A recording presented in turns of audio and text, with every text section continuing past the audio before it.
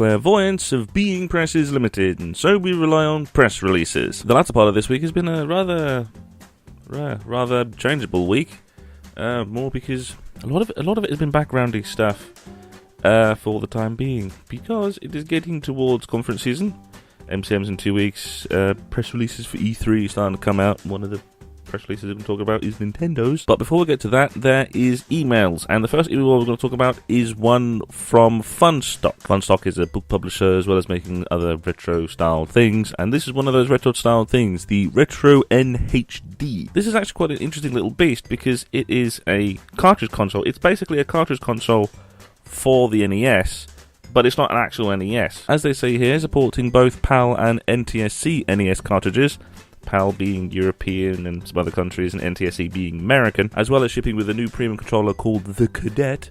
The Retro NHD stands as one of the best solutions for NES gaming in our current gaming generation. The Retro NHD is available for pre-order in the UK and will be available on May 25th from the Funstock website. What it basically is an NES. You slot the NES cartridges in and you can play them. This may make it sound something like the cat.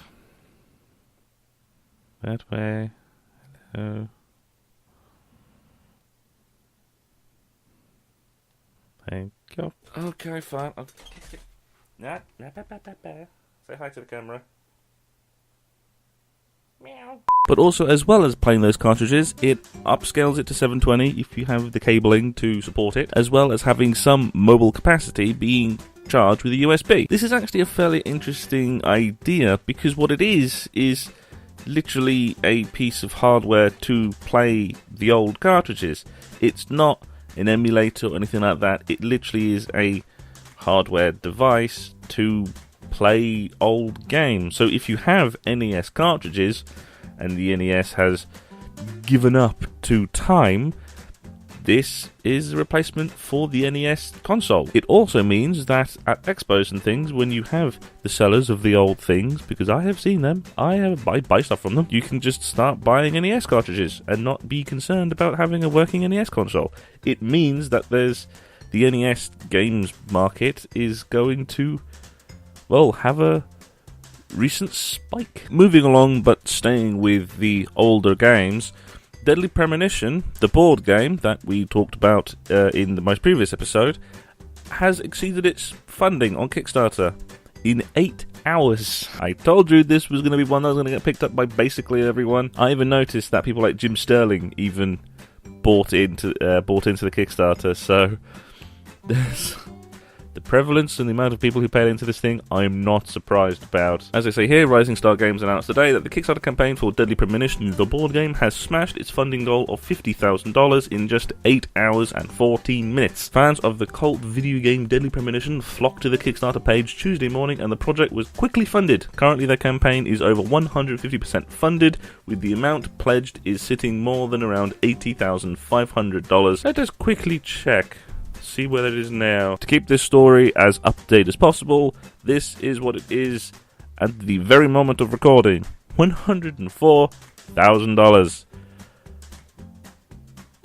Well, okay. Moving on, this is a press release about esports, but not about the usual esports. ESL to host BlazBlue Centralification PSN Community Cups. As it says here, P-Cube, the publisher of BlazBlue Centralification, is excited to announce that BlazBlue Centralification will be joining the ranks of some of the most popular gaming titles in the tournament section of the PlayStation Network. Sony Interactive Entertainment Europe and ESL, the world's largest esports company, will be hosting weekly online European Community Cups on PSN for BlazBlue Centralification starting on May 14th. Basically, there has been a combination between BlazBlue's publisher P-Cube, ESL, and Sony to include BlazBlue into the tournaments sections of the PlayStation Network, and you, if you are in Europe, can be part of the public tournaments that go on.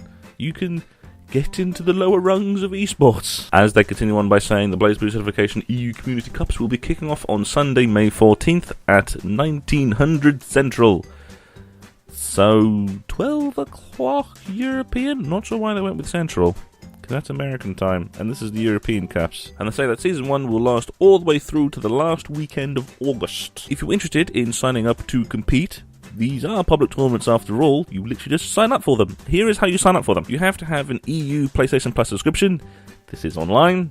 You have to pay Sony somehow. Go to the Events tab on the PS4 menu, select Tournaments, select the upcoming BlazBlue, create or sign in to an ESL account, because this is through ESL, so you have to have an account through them. And then the last 2 points are just compete. Just check your tournament times, make sure you show up, compete at the right times. So if you think you're good enough at BlazBlue, then can have a crack at this. And soldering on with even more emails, like I said, it's been a busy week. This one is from EVE Online. EVE Online makes a celebration beauty and terror with Capsuleer Day and YC 119.5 release. Basically, last week was EVE's birthday. 14 years. The EVE Online has been going for 14 years, and Capsuleer Day is Anniversary Day. As they say here, on May 6th, EVE Online celebrated its 14th anniversary with Capsuleer Day. In 2003, a flood of intrepid pilots took to the skies with grand hopes and inspirations. 14 years on, and the same curiosity and bravery have become the cornerstones of a thriving virtual world built on emergent player-driven experiences. In celebration of another year amongst the stars, all Capsuleers were awarded with a YC119 Capsuleer Day capsule skin and loads of fireworks, redeemable until May 23rd. So if you have an account, you have some free stuff. Fireworks and a suit and just stuff. You have till next week. But this YC119.5 release, basically it's a big update to the game, brings more than just free anniversary stuff. It brings more PvE, changes to the currencies. It says here as well you can put your alliance logos on the citadels. So there has been basically an anniversary update, EVE Online, with stuff and things, free things for you as well. So if you're an avid player of EVE Online, wouldn't necessarily be surprised that some of our audience plays EVE Online. You have free stuff and an anniversary update and things. Go play. You get some stuff. And the last email is basically a quick mention or anything else, because it's EA's financial report. EA is one of those companies that sends out its report, its financial reports, as a media briefing, because I get those every quarter. But it's the yearly one, as March that year. It's the tax year of 2016. I'm not going to go through it because I'm not an accountant. I can have a very basic understanding of what's going on. But if you're interested, it's going to be in the link below, so you can freely go through it at your leisure. It's basically just EA saying how much cash they made over the last year. And from there, we're still going with more releases that were released through Games Press. The first is just a video. It is a story that we covered before last time. I'm very angry about. It is Call of Duty Black Ops 3's latest DLC, the Zombie Chronicles. Basically a remastering of all the zombies map, which I really, really fucking wish they sold as a fucking standalone game. Especially considering this is the DLC for Black Ops 3. Not even the most recent fucking Call of Duty. Part of the reason why I'm mentioning this is because I've seen the trailer and it makes me really, really want it. But it means I have to get Black Ops 3. And Black Ops 3 is fucking terrible. Basically, I don't want the only thing I want from Call of Duty is a zombies mode. Basically, all I want is this. That's it from Call of Duty. That's it. I don't want Advanced Warfare or Infinite Warfare or Black Ops 3 or the multiplayer or fucking anything. I just want zombies mode. And I'm not going to pay £30 for a game I'm only going to play the bloody side missions for. Fuck off. Sell this as a standalone. If you sold it as a standalone, I will review this the day it comes out. If you make it a standalone, I shit you not. Seriously, Activision, this is the reason why I've been saying this shit for over a year. I will review, if you make this standalone, I will be first in line to ask for a review copy, and I will review this and stream this day of. If this is standalone. The standalone, not DLC, not the 5th DLC for a game fucking 2 years ago. And continuing on with the long-standing, but moving on into a different medium entirely, we have the first bits of information about a mobile tie-in game. The tie-in that it's for is for Valerian and the City of 1,000 Planets. It is a film that is going to be directed by Luc Besson. He's going to be a sci-fi epic. I am kind of hopeful for this one, because Luc Besson is also the guy who did The Fifth Element, and this is kind of Fifth Element-y. It's a sci-fi epic thing, so please don't suck. I have hopes for this. I adore Fifth Element, so Luc Besson, please, for the love of God, don't fuck this up. But this is gaming news, and so this is about Valerian City of Alpha, the mobile tie-in game. As they say here, Spill Games unveils new details of Valerian City of Alpha, the official mobile game for the upcoming Eurocorp feature film Valerian and the City of 1,000 Planets, directed by Luc Besson. Spill Games and Eurocorp announced their agreement last year, but details about the Valerian universe have been kept under wraps. Basically, all I've seen is like a 30-second clip, half a comic from MCM, and some things that are being handed out of MCM last time, which are probably going to be there this time as well, because it's Universal always has a big thing. Now, for the first time, Spill Games can give an inside look at the game and reveal its title. And when they say a look inside the game, they literally mean screenshots and the title. They have concept screenshots, basically artistic renderings and things of basically the screens and the layouts, all of the things. And they look very good, but they are just drawings. They're not even proper screenshots, they're drawings. This really is just the first public acknowledgement that there is going to be a mobile tie-in game for a movie that has already got a bunch of press. The one bit of information that came with this release about the game itself was the Spill Game CEO Sung Nguyen Kyak, and it's probably very mispronounced. We are so excited how this game will take movie fans, sci-fi lovers, and gamers beyond the film. The game's story explores the Valerian universe 590 years before the film and delves into the backstories of the film's characters and planets. The game's mind-blowing art, look, and feel will keep everyone engaged in the Valerian universe. So again, it's a sci-fi epic. Don't fuck this up.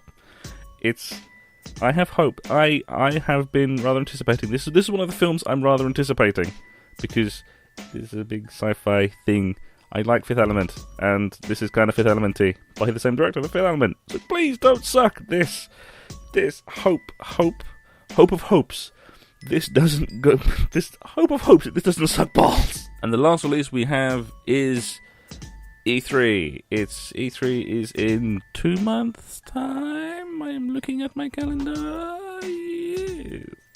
Actually, yeah, it's about a month. And so Nintendo have released their plans, scheduling, what they are intending to show off during the event. As I say here, as part of Nintendo's plan to deliver news about the upcoming games all throughout the year, the company will provide a packed week of activities at the E3 video game show. Proceedings will be headlined by the first ever opportunity to play Super Mario Odyssey game, the Mario's upcoming sandbox-style adventure for the Nintendo Switch system, which I think loads of people criticised before, me included, for being really jarring. It's Nintendo in this looks like Sonic 06.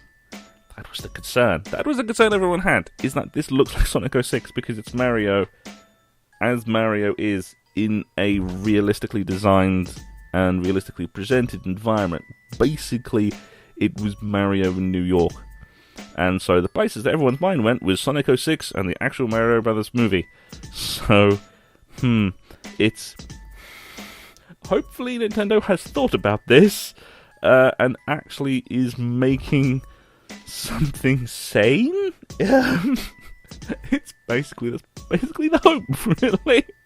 It's basically the hope, is Nintendo hasn't suddenly become fucking stupid and done something insane. But Nintendo has a habit of making stupid ideas.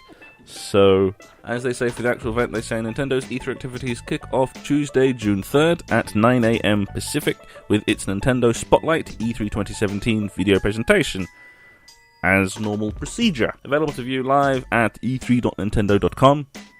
Again, as normal procedure, this presentation will offer more details about Super Mario Odyssey and other Nintendo Switch games with a focus on games launching in 2017. So basically, it's going to have a focus on games that are going to come out for the fall/holiday season. Basically, it's going to concentrate on games coming out between September and December. By the time E3 happens, there's only going to be 6 months of the year left.